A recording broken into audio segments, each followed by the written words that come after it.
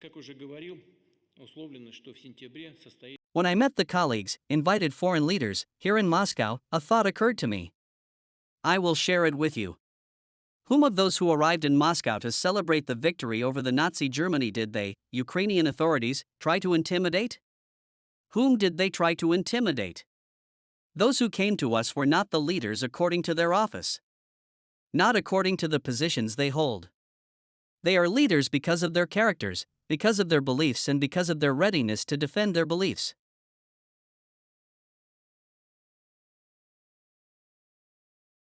And who attempted to intimidate them, the leaders? Those who stand to attention and salute and applaud former Nazi SS soldiers. The ones who make national heroes of those who collaborated with Hitler during the World War II. I think that this is an attempt with blatantly improper means. And those who try to do this did not get the outcome they had hoped to achieve.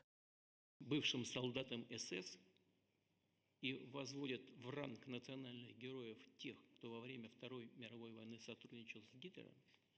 Но мне кажется, что это покушение с явно негодными средствами, да, и те, кто пытается это сделать, не соответствует тому замаху, на который они сами рассчитывают. Пространства в Москву приехали и лидеры некоторых европейских стран. As you know, Russia has repeatedly proposed initiatives for a ceasefire. However, they were repeatedly sabotaged by the Ukrainian side.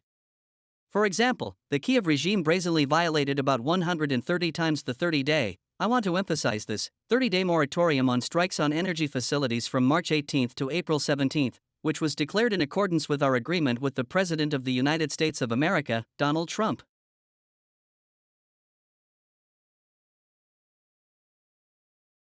At the same time, we conveyed to those of our colleagues in the West who, in my opinion, seem to me to be sincerely looking for ways to resolve the conflict, we conveyed to them our position on this issue, on ending the truce on Victory Day, that in the future we do not exclude the possibility of extending the terms of this truce. But, of course, after analyzing what would happen in these few days, based on the results of how the Kiev regime would react to our proposal. Over journalists listening, and what do we see, what are these results? Wide shot of Putin speaking, the Kiev authorities, as you can see yourselves, have not responded at all to our proposal, journalists listening to Putin, for a ceasefire.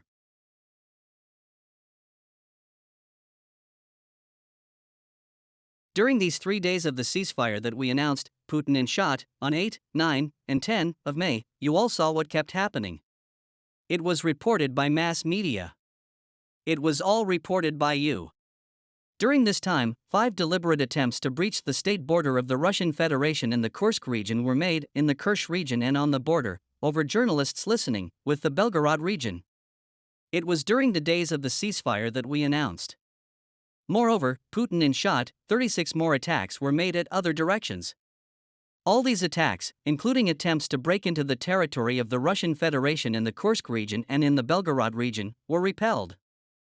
За эти 3 дня, собственно, объявленного нами прекращения огня 8, 9 и 10 происходило то, что вы тоже видели из средств массовой информации, собственно, из ваших сообщений. Это было ясно.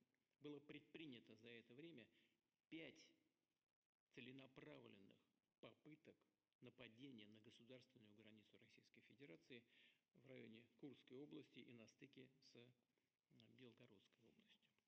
Вот именно в дни объявленного нами прекращения огня. Кроме того, на других направлениях было предпринято еще 36 атак. Все эти атаки, в том числе и попытки проникнуть на территорию Российской Федерации в районе Курской области и Белгородской области, отбиты. Пространства в Москву приехали и лидеры некоторых европейских стран. Состоится мой ответный визит официальный в Китай на торжества, посвященные. Let me remind you once again that it was not us who pulled from the negotiations in 2022, it was the Ukrainian side that did so. So, despite everything, we proposed to the authorities in Kiev to resume the negotiations that they interrupted at the end of 2022, to resume direct talks, and, I should like to emphasize, without any preconditions. We proposed that they begin without delay as early as next Thursday, May 15, in Istanbul, where they were held earlier and where they were interrupted.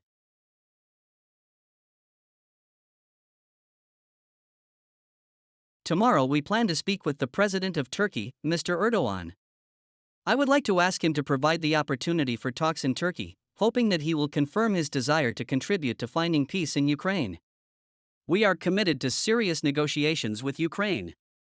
The meaning of the talks is to eliminate the root causes of the conflict and to establish a long-term, lasting peace for a historical perspective. We do not rule out that over the course of these negotiations it will be possible to agree on some new ceasefire, a real ceasefire that would be observed not only by Russia but by the Ukrainian side as well.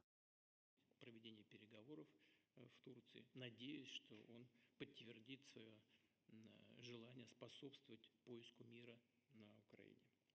Мы настроены на серьезные переговоры с Украиной. Их смысл в том, чтобы устранить первопричины конфликта, выйти на установление долгосрочного, прочного мира на историческую перспективу.